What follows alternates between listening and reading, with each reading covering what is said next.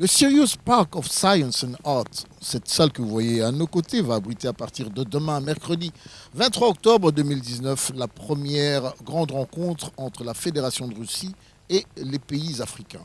Félix-Antoine Tshisekedi Tshilombo, président de la RDC, y est attendu et pourra par ailleurs s'exprimer devant l'Assemblée pour pouvoir donner les grandes lignes de son programme économique mais également politique, ce qui devrait attirer l'attention des investisseurs russes. Mais pourquoi ce sommet? C'est cela la grande question que tout le monde se pose. Eh bien, ce premier sommet qui espère voir la participation de tous les pays et chefs d'État africains aura une attention particulière sur l'État et les perspectives des relations entre la Russie et les pays africains.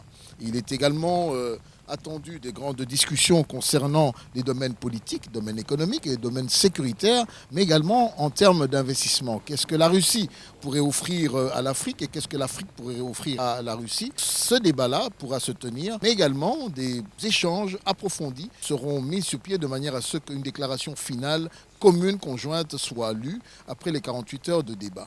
Concomitamment à ce sommet se tiendra un forum économique qui, lui, pourra discuter des différentes perspectives économiques qu'offre non seulement l'Afrique, qui aura l'occasion de présenter également ses produits, non pas seulement ses matières premières, mais sa vision, sa recherche d'industrialisation. Bref, l'Afrique aura une opportunité ici de s'adresser directement à la Russie, qui est dans le top 5 des nations mondiales, et pourra au travers de ces échanges, acquérir plus de technologies et pourquoi pas plus d'investissements.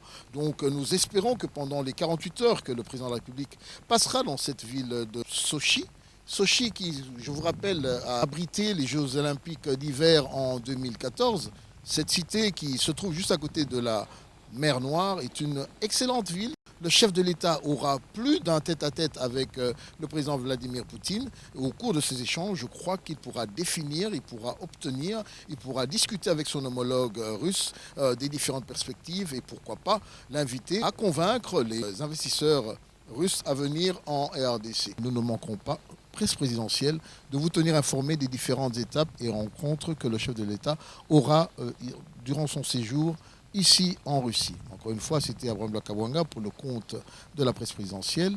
À la régie technique, M. Ndangui Champion, nous vous saluons à partir de la Russie. Au revoir.